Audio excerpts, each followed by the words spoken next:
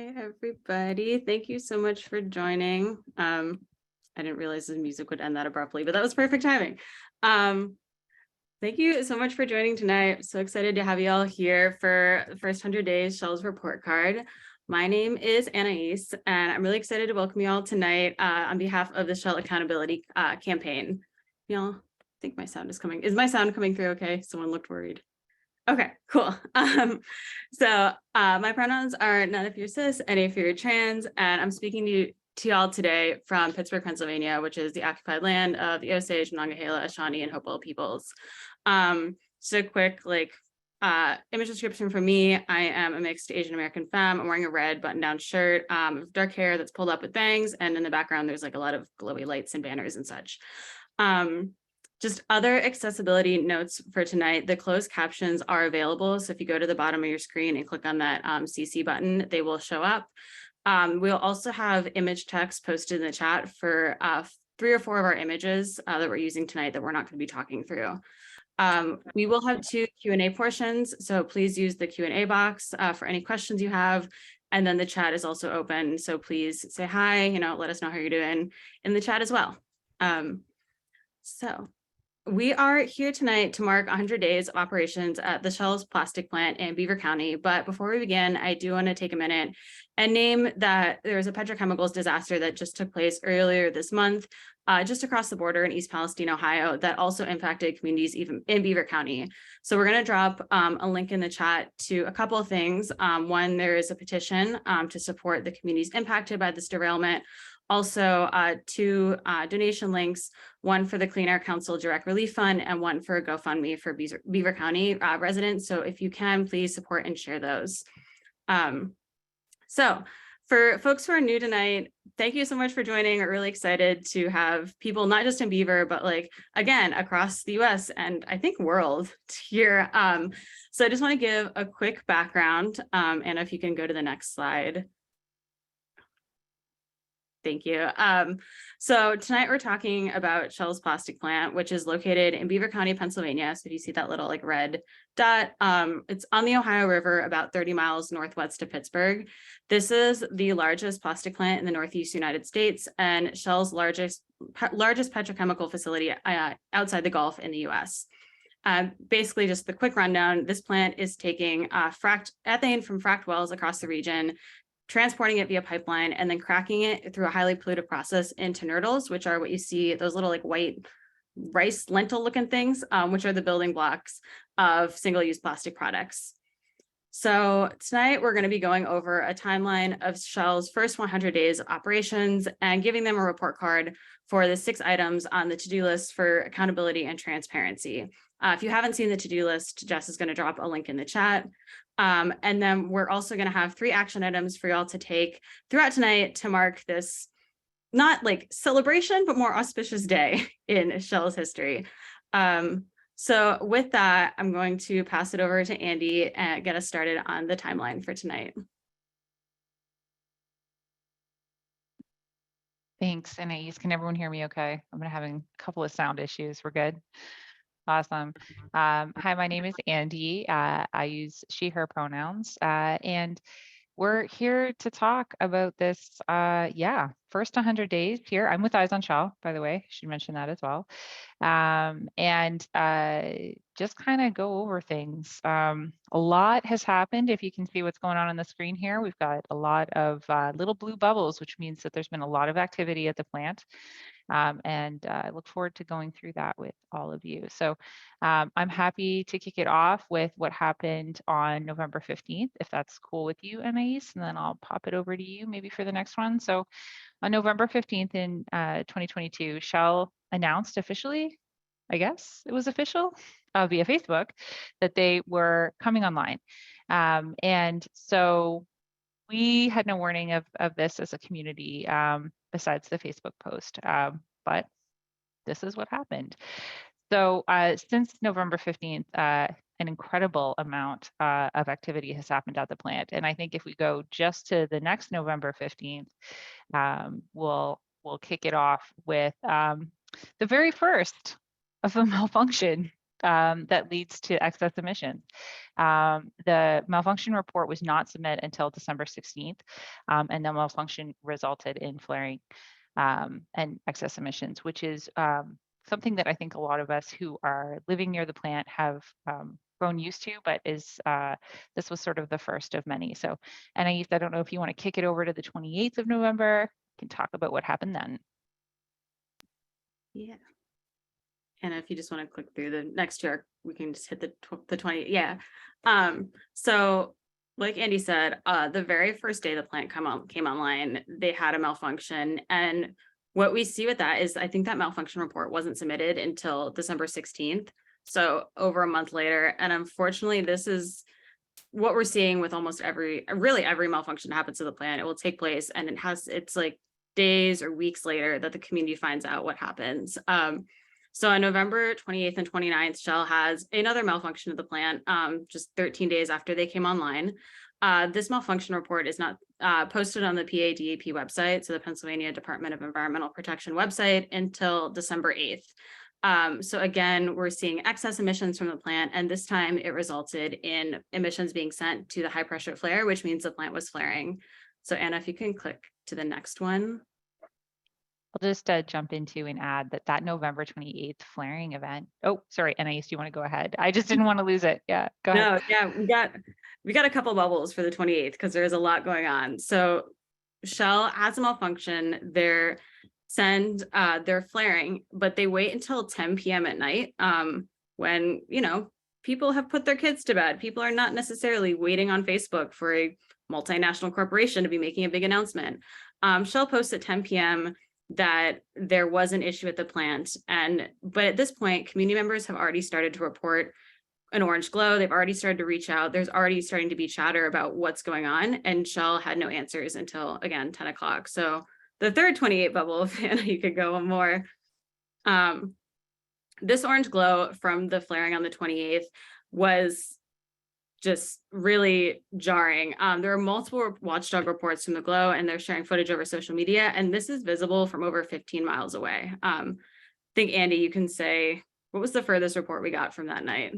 It was actually myself, because I was driving along the 376 and I realized that the mile marker that I noticed the orange glow from was just over 17 miles away from the plant. So that glow could be seen really far away. And yeah, it was unfortunately the first of, I don't know if we've had quite as big of a glow since that one, but it was significant. And again, this is a plant that came online on November 15th.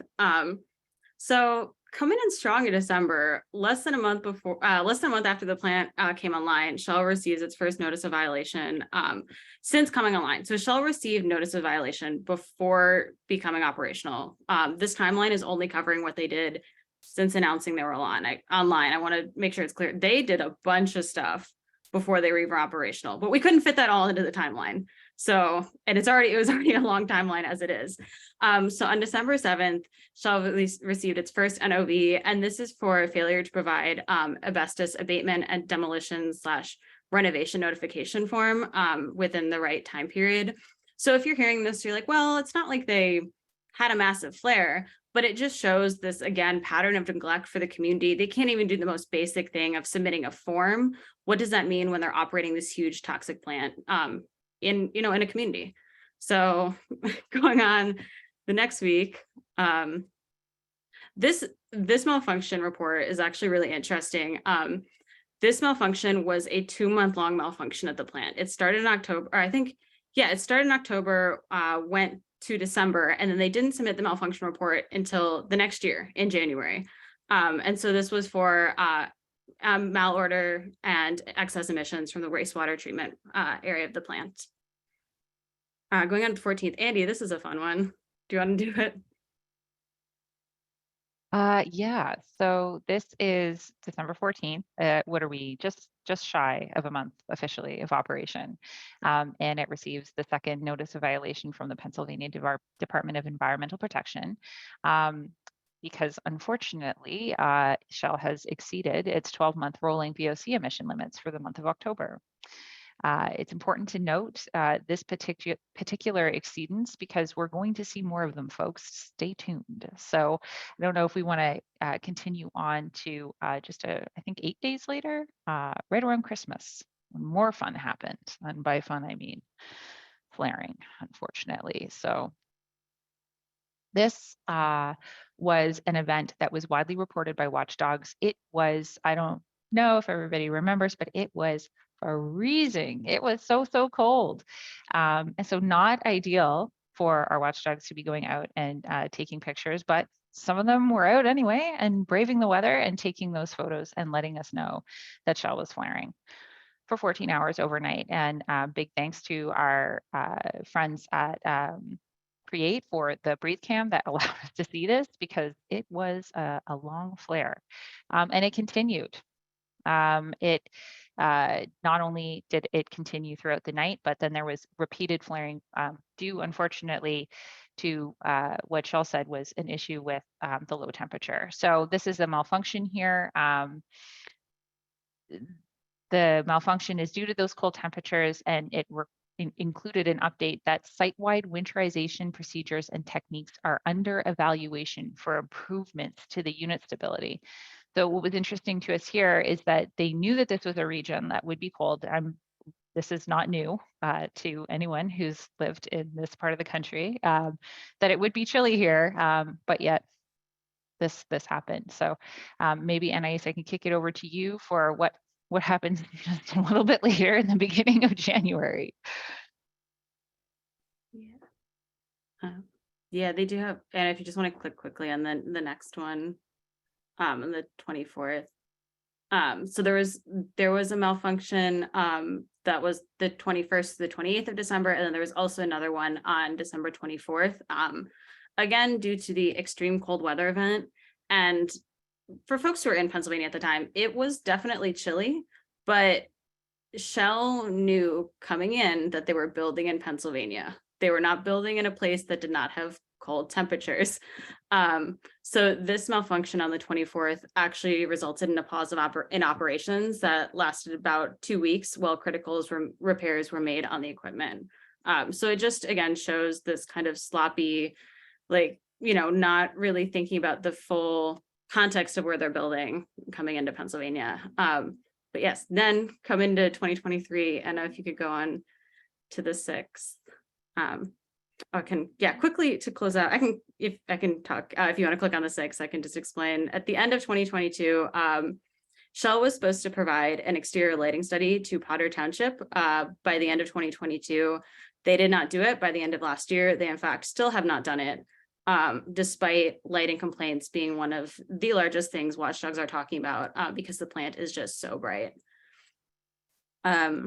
So starting off 2023 on January 6th, this is the second time Shell has posted on Facebook since the plant has come online. The plant came online in November. We just talked through all the malfunctions they had in just those first 2 months. Nothing on Facebook.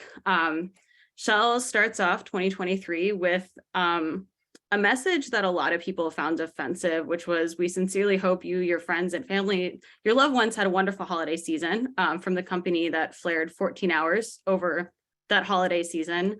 And then they wrapped it up with, "Please be safe," from the company that had just exceeded its VOC emission limits at their plant.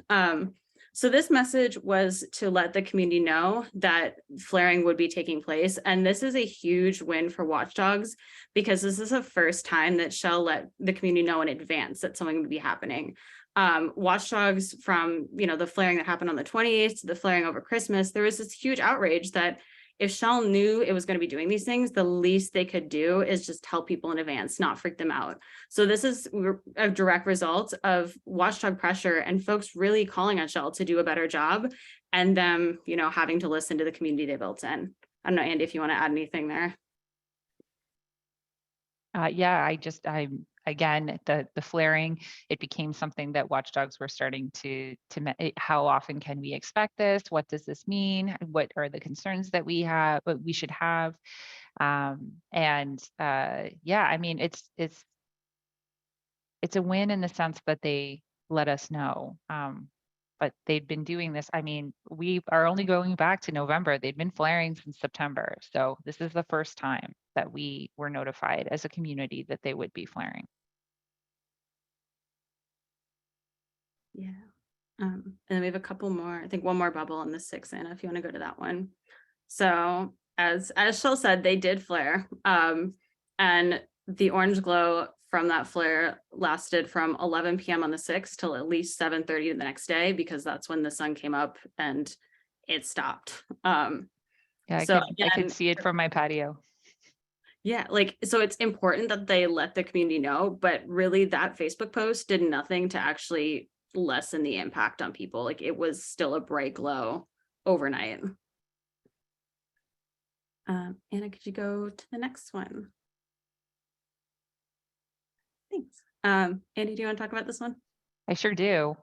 This is our first Eyes on Shell meeting of 2023, and did we have some attendance and a always fantastic audience, but this was really exciting. So this is proof that the work that we are doing is not only making sure that are communicating things with our community, that we're sharing this information with our neighbors, but that people are starting to really recognize that these continued malfunctions, these continued violations, this continued pollution is a concern, and they're looking for a space to come and discuss this and learn. And we are so incredibly happy as Eyes on Shell to be able to host those folks. So that was our first meeting of 2023. It will definitely not be our last. We're just going to keep going. So yeah, I don't know if you want to take the next one, Anais, or here we get into some real fun with January.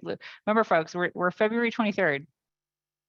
That's where we are today, and we still got a whole bunch of bubbles left. So anyway, Anais, go ahead. Yeah, we still have a whole month of bubbles left. January 20th, Shell has yet another malfunction at the plant. And this is actually one of the last malfunction reports they have submitted to date. So it was not submitted until February 6th. And if you click on that link that Jess put in the chat, that takes you to the DEP landing page where you can see all the notices of violation, all the malfunctions. And this is one of the last ones they posted. But yeah, I think the big one that I want to talk about is actually the 21st, Anna, if you want to go to the next one. Yes, this is one of my favorites. So this is the third time that Shell posted on Facebook since coming online. And if you read this message, you will see that it's actually just a message saying something happened, it wasn't us. Which may not seem that exciting, but the way that this Facebook post actually happened is the night before, there was a really big boom in Beaver County. Folks across the county were reporting like a loud noise that shook their house, like scared their dog, kind of woke them up kind of thing. We're all like, what is it? What happened? So I called Shell, their hotline, didn't get an answer. Called the next morning, didn't get an answer. And so later that day, I get a call back, and it is the person who answers the Shell hotline. And he goes, "Hey, sorry I didn't answer your call. You have an Illinois area code, so I thought you were a scammer and didn't pick up." And this is the hotline that community members are supposed to call if there's a problem at the plant, if they have a concern. For example, a loud boom and they want to have an answer. I didn't hear back until the next day. So when I'm talking to the Shell person, I said, do you have any information? Was this boom you? He said no, but we're not going to let the community know until we have answers. In the meantime, people are freaking out. They don't know what's going on, and Shell is holding back on information. And so I told him, if you have information, you really should share that. Like, people are scared. Just even put out a post saying it wasn't us, we're looking into it. And he said, I'm not doing it. And then you see on here, 9:50 at night, they finally do it. And he called me back the next day to say, thank you, I took your advice and I made that post. So, watchdog pressure on Shell really works. Like, we're the ones who are getting them to post on Facebook. And if you can go to the 23rd, it's related. In that conversation with Shell, Curtis Thomas, who is the external relations advisor, claimed that a new hotline would be available the week of January 23rd. Keep in mind, this is a full month ago. he said, we're going to set up a new hotline number that will direct directly to someone at the plant. So moving forward, if people have questions, they'll be able to speak to someone on the ground there.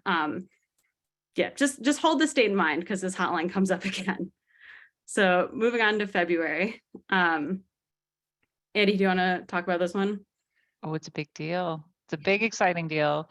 So on February 2nd, Environmental Integrity Project and Clean Air Council, who are, I believe, members are with us tonight, file a notice of intent to sue for repeated violations of air pollution limits. And this is huge because we want the plant to understand that there is going to be a response from the groups that are involved, that the groups that are watching, and that we know that these repeated malfunctions and violations are not going to be met with silence. So super exciting. Yeah, where are we going to the next one? I know we're almost at time for this, so I just want to make sure that we get everything in.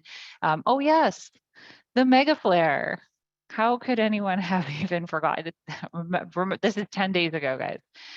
10 days after the derailment in East Palestine, Ohio. And Shell has a hours-long major flaring incident. I know there's folks on this call that saw that, I'm sure. Our hotline, our email, our socials just lit up, which is what we want. We want watchdogs to be letting us know what happens when a major event like that happens. Again, on the 13th, and do you want to, since you're so good at talking about Shell and Facebook. Yeah. So like Andy said, this flare, so if anyone's seen pictures, like it's not a little flame. We're like, estimates were like a 20-foot like flame, black smoke, and Shell says nothing about it for an hour. This is 35 miles from where the train derailed in East Palestine. This is impacting the same communities. Folks are really on edge. And Shell waited until an hour after the flare started to go on Facebook and say really the bare minimum. It basically was just, we're flaring, we'll be continuing to flare into the evening. And we are still waiting on a malfunction report from what happened. It was very clear something was going wrong at the plant. There was black smoke, but the public and the community that was breathing that in doesn't know. Andy, do you want to talk about this NOV? Yes, I do. I didn't click away, I promise. So the 13th, again, 10 days ago, Shell has received its third notice of violation since coming online, November 15th. I'm just going to keep mentioning those dates because they're really, really close together. This is, huge. And also, we attended on the day following this, the first meeting of the Beaver County Local Emergency Planning Committee. The representatives there from Shell were unable to answer when they would be hosting the next community meeting. They wasn't a whole lot of information gleaned from the discussion, including the fact that we don't know when the new hotline number will be available. We're still waiting for it. I don't know about you, Annie, so I still haven't heard, but we'll keep you all posted once it happens. So this is just a couple days ago. Here we have Shell again posting online on Facebook. This is only the second time. We've had multiple flaring events since September. This is the second time that they gave us any sort of advanced warning. And as you can see here, there's a little more meat to this time, but still not quite where we want to be in terms of notifying us. So Anais, do you want to take the next one? Because we're almost there. Yeah, so just quickly, as Shell did promise on Facebook, they did flare, and they have been flaring intermittently over the past week. And folks are reporting glare, orange glow. But that takes us, Anna, could you go to the next one? Because these are the fun ones. So given Shell's third NOV, Environmental Integrity Project and Clean Air Council, file a second notice of intent to sue for this time the NOx exceedances at the plant. Shell exceeded its 12-month rolling emissions limit for NOx in December. Excuse me. And then the last one, Andy and I can tag team this one. This is probably our favorite. Last Friday, Eyes on Shell, Clean Air Council, and Environmental Integrity Project sent a letter to the Pennsylvania DEP urging them to temporarily halt operations at the Shell plant for ongoing and illegal air pollution violations. So Andy, do you want to talk about, what that actually means? Yeah, definitely. So, I mean, this is an opportunity for, and once again, big love to EIP and CAC for putting this together. This is an opportunity for the Pennsylvania Department of Environmental Protection to use their ability to hold Shell accountable for the illegal pollution, the pollution that is harming the community, the impacted residents, and to temporarily halt operations so that they can come under compliance because what they're doing is illegal. So we're excited about that, and there's going to be more about that in just a minute. But we are so glad that you were able to come with us through this rather, roller coaster of a journey of Shell's first 100 days. Yeah. And yeah, this timeline, as we were putting it together, there was so much that couldn't make it in. This is really just focused on the malfunctions, the violations, and the shell posts. But there are so many other things happening. Like, as a member of Eyes on Shell, it feels like every day there's like something to be worried about at this plant, and that's unacceptable for the first 100 days. I'm seeing a lot of questions that Cliff has answered, so thank you so much. Panelists, like, are there any questions y'all would like to elaborate on? Anything you would like to add? I see one question from Michaela. Why isn't the national news covering these continuing violations? Are there recorded health impacts? Where's the EPA? Anyone want to add anything there? I can just jump in quickly to say that, and thank you, Anais and Andy, for going through that timeline. That's a lot of coverage. So Anais mentioned that the Environmental Integrity Project, which is who I work for, and Clean Air Council issued a notice of intent to sue to Shell. So this is a notice that isn't filed in court, but it's required 60 days before we do file in court.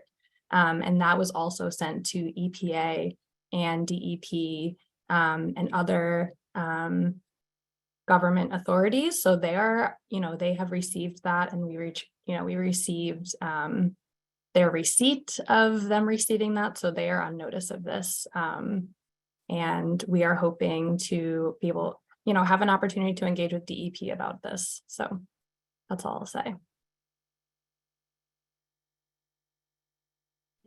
Thank you so much, Sarah. And I thank you so much for all y'all are doing on the legal side. It's so important. Any other questions? Anything, Cliff, you'd like to elaborate on the stuff you've typed?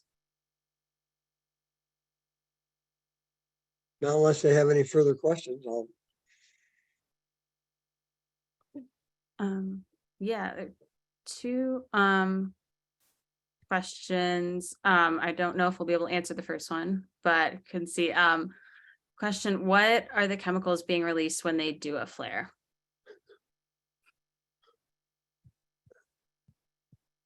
That one is a big question. We do have a list, and they do give that from that. I don't have that right in front of me right now, but a lot of it in the flare is, of course, the whole reason is for burning the VOCs and the HAPs and turning them into carbon dioxide and water.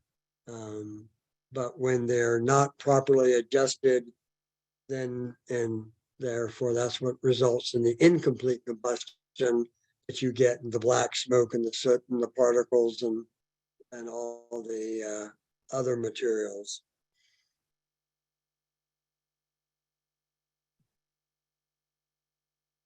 Thank you, Cliff. Sure.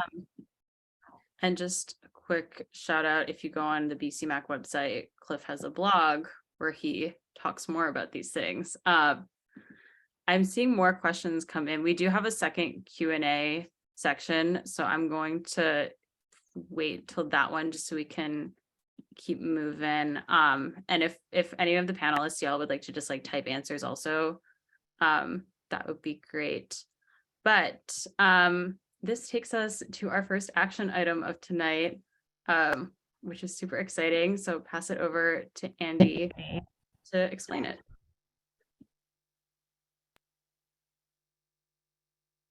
So this is something that we're going to be calling on all of you to participate in. We would like you to email the Pennsylvania Department of Environmental Protection and send them a letter urging them to follow suit with the information that was so carefully crafted by EIP and CAC in terms of calling on the DEP to have the plant cease operations until they can get into compliance. So there's a link here. It'll be going into the chat just shortly. Folks are welcome to look at it. Send a letter right now if you're super keen. Get in there. Start filling out that information because we would love to see a response go to the DEP. And this is an opportunity for you, whether you're here and you're an impacted resident or you're just somebody who's following this and is concerned, get in there. Let's let them know this is time, for some action and some accountability. So I will kick it back over to Anais, but I just want to say thank you again to EIP and CAC for their fantastic efforts with this. And this is a go team moment. So we're all gonna send an email right now. We're gonna 2 minutes. We're gonna play some fun music. Everybody fill it out. And then when you're done, maybe be like, who's your favorite DEP regional office? If you don't know it, that's fine. But I personally have a favorite. So I'm gonna put them in the chat after I send my email. And if you're good on music, and we're all gonna send an email together.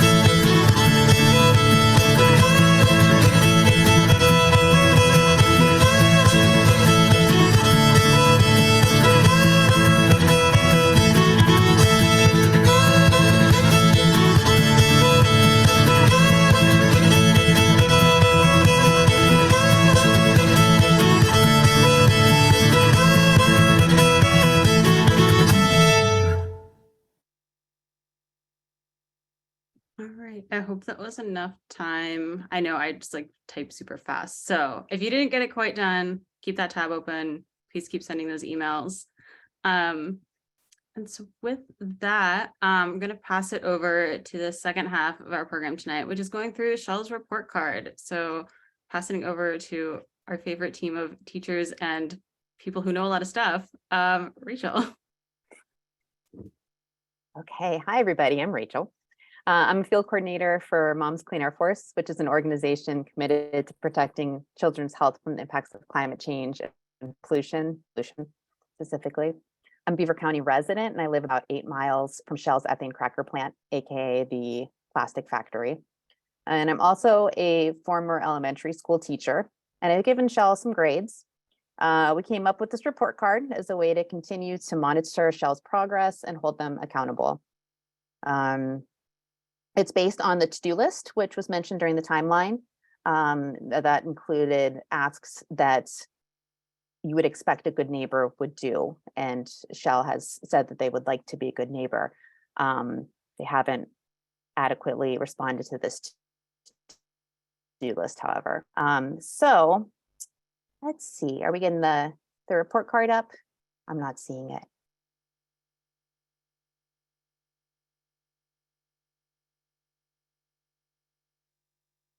There we go. Great. So you can see the grades that Shell received. Possibly they could have received a little better for one or two of these categories, like maybe a D+ for one or two of them. But due to their lack of transparency, it's hard to know. And so we can only assess them on what they've shared with us.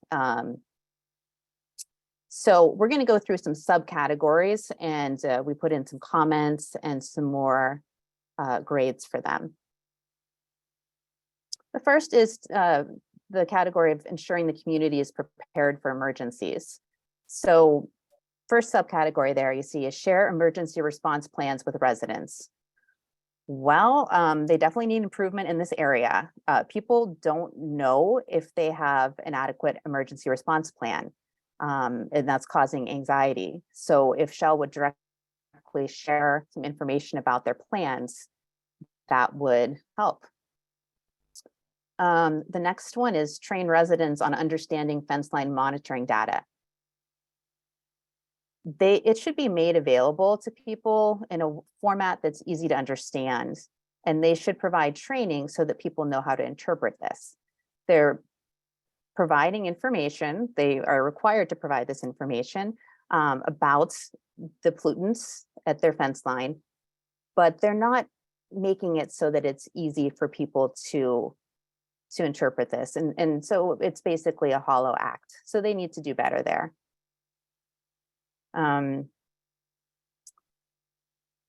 They should slow or halt operations during extreme weather events. For example, weather inversions are common here in our region, especially in river valleys like where Shell is located. When there's a weather inversion, there's cooler air that's trapped close to the ground by the warmer air that has moved in above. And so this traps pollution at the surface and causes dangerous air quality. And you can see unsatisfactory there. Again, not a lot of transparency. So as far as we know, they have not adjusted due to weather events.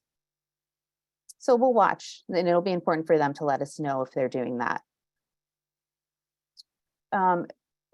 Next category is to equip municipal level emergency responders with monitors. Well, Shell has stated that they have their own emergency responders and will take care of any emergencies on their site. And that's pretty much all they've wanted to talk about. They've made that very clear that they will take care of those emergencies.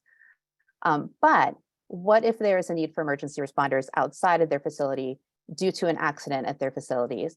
So we feel that they need to improve in that area and do more to equip those local emergency responders.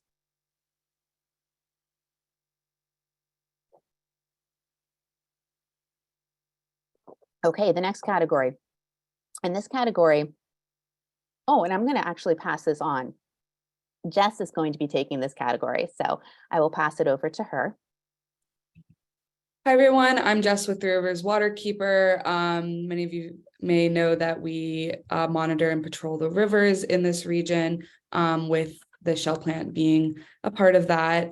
So I'm here to talk about this little section, which is if Shell, immediately notifies residents and appropriate others of incidents within this category. They've received a D with a few needs improvements in some categories and an unsatisfactory. So some of this entails things like notifying in real time and with detail on the type, causes, and emissions and the cleanup process. So knowing that, if an incident occurs, that they have taken the steps to alleviate that.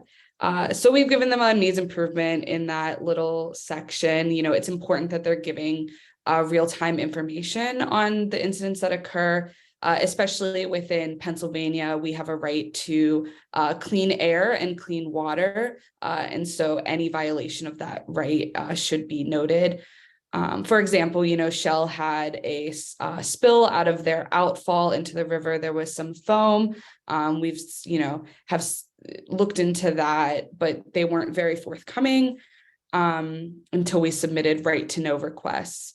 The next section would be to, update residents via local news and social media. As you've seen earlier, they have posted a few times on their Facebook page to let people know about flaring events and other things that are happening. We've given them a needs improvement in that category.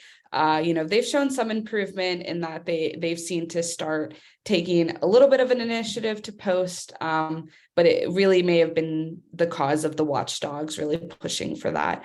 The next category, which received an unsatisfactory, is inviting organizations like BC MAC and Clean Air Council to Shell's community advisory panel.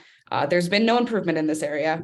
That's the comment. And then the last one, just, notifying appropriate agencies. So the NRC, the DEP, the EPA, it's a lot of alphabet soup, just the regulatory agencies that are kind of responsible for overseeing and enforcing our rights to clean air and clean water. So we've given them a needs improvement in this category. Shell's begun to routinely state that they've notified the proper authorities. Again, our concern is just the lack of transparency when reporting this kind of stuff. So they've got a D in this category, not an F, but not an A. I believe the next section, I'm going to pass it over to Andy. Is that right? Actually, Anna is going to take the next one. Oh, sorry. Anna is going to take the section. I apologize. Hi everyone. I'm Anna Hoffman with the Carnegie Mellon Create Lab. So this section, they received an F. Shell received an F for using the best available monitoring technology. They could use infrared cameras for continuous monitoring, and they refused to say whether or not they're using that equipment. You'd think that they would want to inform the community of the kind of, most up-to-date technology to keep everyone safe. You'd think that that would be part of what, being a community member in Beaver County for them means. They got an unsatisfactory in advanced VOC monitors and other equipment. Shell has only said that they are using the leak detection and repair program. We know that their continuous air monitoring system is going to come online on the fence lines, but it's still very, very important that there's monitoring owned and operated by community members surrounding Shells, because the fence line only reaches so high, and it's really, really important that you reach out to Eyes on Shell if you're interested in getting a monitor to hold folks accountable, because this fence line monitoring system is not going to catch everything. It's below, elevation wise, it's below where the flares are coming off, and it's not going to catch all the pollution. So the next category is video cameras on site and around the plant and publicly accessible video footage 24/7. I'm talking about this page because I represent Carnegie Mellon University that has offered a 24/7 video surveillance system of the Shell plant that is owned and operated by us and the community in partnership with you all. So feel free to use this system, because otherwise you have to sit outside with a lawn chair to watch to make sure that Shell is being a good neighbor and standing by its promises. So don't worry, we have a robot watching them instead.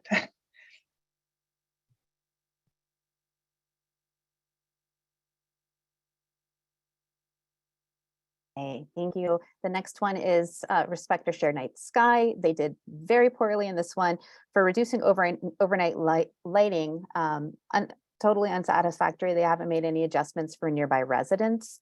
For sharing the exterior lighting study report that was mentioned with the timeline, that was supposed to be shared at least a month and a half ago, and Shell has not even shared this with Potter Township, where there is a lighting ordinance, and that's where the plant is located.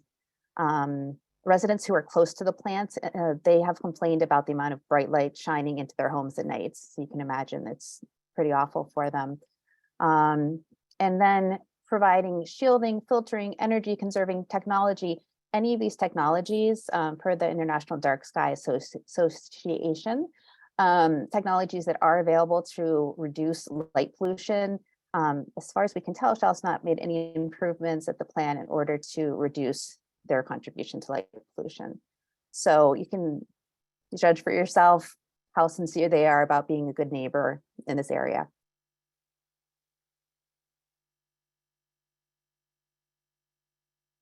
Next area is addressing the plastic crisis, sharing the cumulative health, environmental, and climate impacts of the life cycle of the cracker plant's product, which is plastic. So Shell's communications about plastic and the plastic crisis are limited to plastics as a waste problem, and they are calling for more recycling.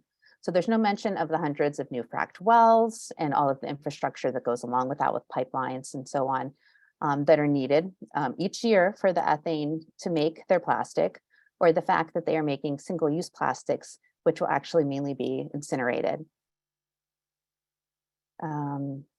Another unsatisfactory for rejecting false solutions, such as advanced recycling. So I mentioned they're incinerating their plastic. Well, they may say it's advanced recycling. They're burning their plastic in other places, saying that it's advanced recycling. They're doing this in Louisiana. What they're really doing is using that melted plastic that they're burning into chemicals, not new plastics. So it's not recycling, and it's creating more pollution. They even said that they are exploring a project that will be one of the largest advanced plastic recycling sites in the world. And that's a quote right there. I'll drop in the chat in a minute some fact sheets and information all about petrochemical issues, and including the issue of advanced recycling and the health impacts that go along with that. So not only is Shell working to develop alternatives, or excuse me, not working to develop alternatives to plastics, but the 1.6 million metric tons of plastic pellets they're expected to make annually, like I said, will be primarily made into single-use plastics.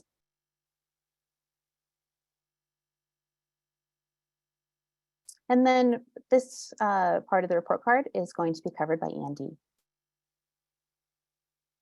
Thank you so much, everyone, for going through this report card so far. It is what a note to end on here. So we can see here that this is an F because there's a number of things that are either unsatisfactory or needs improvement.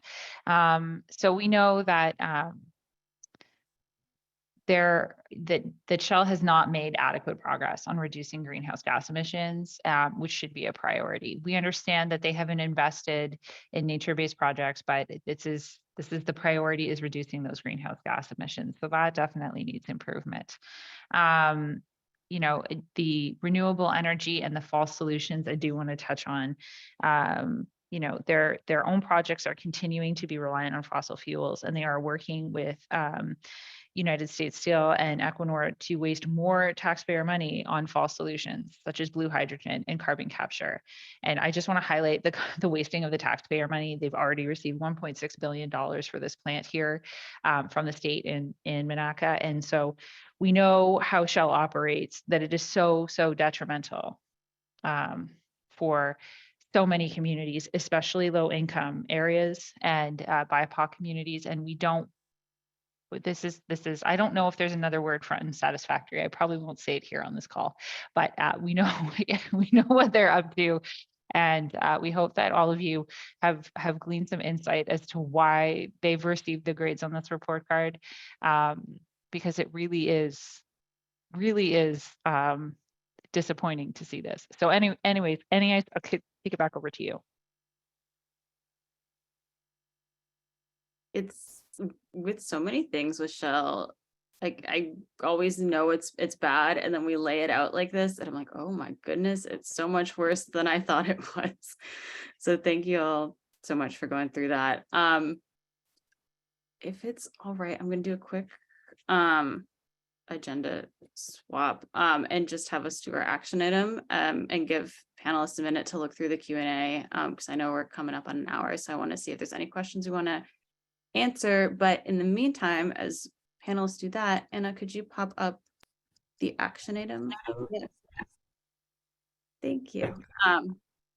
So this is our second action item. So the first thing we emailed the DEP. Now we're just going to call Shell. So we didn't even actually manage to put this in the timeline because it happened before they came online, was Shell's last virtual community meeting. It was August of 2022. Shell has not had a community meeting since, even though the plant came online on November 15th, and they've been having malfunctions and massive flaring events and dumping illegal pollution, and they haven't had a meeting to tell the community what's going on. So the second action item, the script is right there. If you call this number, it is 1-855-973-0824, and it will patch you through to the Shell hotline. And I can almost guarantee you no one from Shell will answer because they never answer when I call. So leave them this message and just requesting a virtual community meeting, and then yeah, let us know in the chat when you're done and we'll answer some of y'all's questions.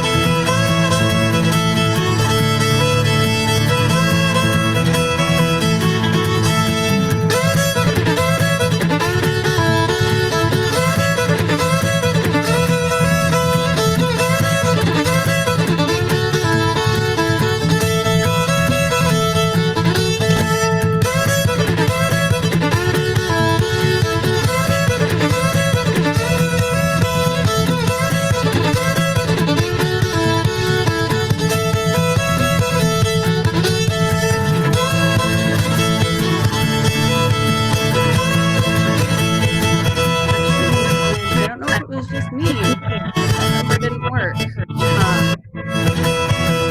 else have that problem? And let's just pause the music real quick.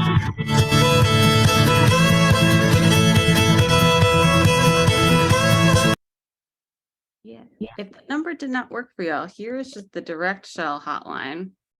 I'll jump it. Oh, sorry, I dropped the wrong people. That is the number you can just call. So I don't know what happened. Maybe Shell got advance notice and they're like, we're going to change our number. Maybe we'll actually put up the right hotline now. But that is the Shell hotline, the 844 number. So if the 855 number wasn't working for you, please use the 8441. If someone wants to let me know in the chat if the 855 one worked. If not, just call that 8441.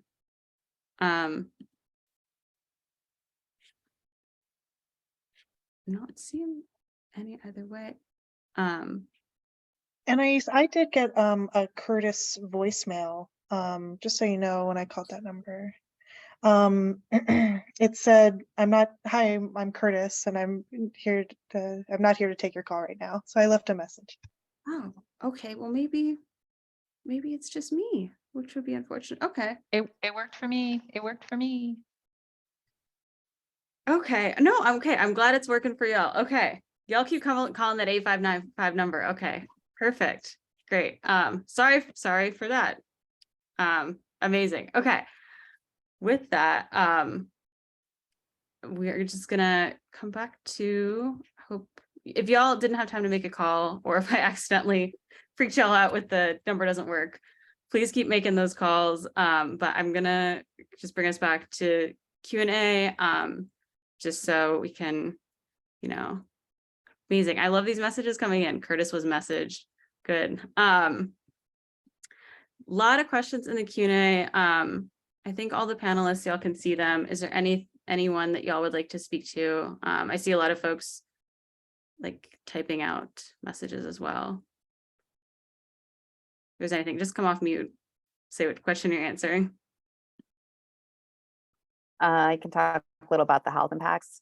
When you think of the particulate matter from the plant, it's PM 2.5. It's very small. It's not the larger soot where you can see it that people are used to. You know, you don't see the dust over everything, but the fact that it's very small, smaller than a hair, is very, very dangerous. So it gets into people's bloodstreams through their lungs and causes respiratory and cardiovascular disease, and probably some systemic inflammation leading to other illnesses as well. VOCs, cancer causing. There's, benzene is one that's widely recognized to be cancer causing, and there's definitely benzene from the cracker plants. It's known that children living near petrochemical facilities have a higher risk for leukemia. And there's other certain cancers that are at a higher risk from chemicals from the cracker plant. So certainly cardiovascular, respiratory, cancer, there's possibility of a lot of asthma developing or being aggravated. And then of course there's the 2.3 million tons a year of carbon dioxide contributing to climate change and everything that goes along with that, and including more health issues for people.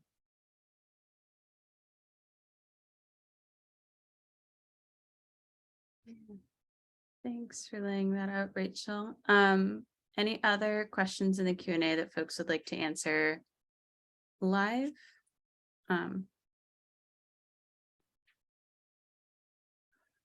I can jump in with a question from Cynthia, just about the community reactions, as well as just some other questions. This has been sort of a hot button issue in Beaver County for some time. I think the reactions that we're starting to see are people realizing the impacts, especially the residents who are living near the plant are realizing that there's a lot more disruption than they maybe had initially anticipated, especially too when there was such a long process when the plant was being built. So there was some understanding that there would be noises from that construction, but now just with the operating, the light, the noises, the smells, the sounds, people have been definitely reaching out to us and wanting to discuss and wanting to share these things. I wouldn't say that there is a divisiveness in the community. I think if anything, the fact that we're able to host the monthly meetings and interact with residents and watchdogs alike is bringing some cohesion, which is definitely necessary. And there's some positivity to the wins that we've been seeing. So with our, with EIP and CAC issuing those NOIs, as well as the letter being sent to the DEP and the things that we're asking all of you to do tonight, this is where we can see the hope, and we know that we are absolutely better together. So I hope that answers your question. I won't get into the property values and the quality of life too much, but there's definitely people on both sides of the fence when it comes to that. There's some people who have left, and there's some people who are determined to stay and hold Shell accountable. And I'm one of those people. So thank you for your question. Yeah, thank you. Looking at the time, I'm actually, Andy, going to transition into your watchdog reminder and just actually kick it off with folks. If you have a really pressing question in the Q&A, especially for local residents, you can reach out to us. So Andy, how do they do that? Yeah. So we always want to hear from people. If I don't have the answer to your question, which many times I don't, as you can see, I have a fantastic group of folks that I am able to reach out to and ask. So please feel free to reach out to us at eyesonshell@gmail.com. We're also going to drop our community hotline number in the chat there. If you're like, hey, I want to come and learn more about what Eyes on Shell is doing, please come join us on March 1st for our monthly meeting. It's a big tent. we'll have many things to discuss in terms of what's been happening in the community, as well as we're going to have a section on the derailment, because impacted residents aren't people just here in Beaver. We have folks who are in Lawrence, Butler, and Allegheny counties who join us. We also have friends in Columbiana and Mahoning counties in Ohio. We have friends in West Virginia. We have friends all over the place, because this is something that affects us all. So for watchdogs who are here joining us tonight, I talked to a couple of you today. Thank you so much for coming.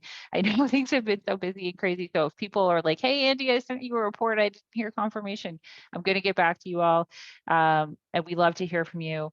And, reach out. We're always ready to chat. So also plug on social media, but I will send that over to Anais.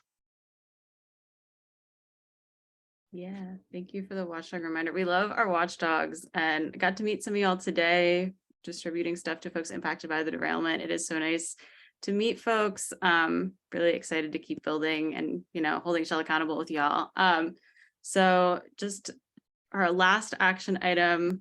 Okay, I'm seeing folks having a problem with the numbers. So if the 855 number doesn't work, just give that 844 Shell hotline a ring.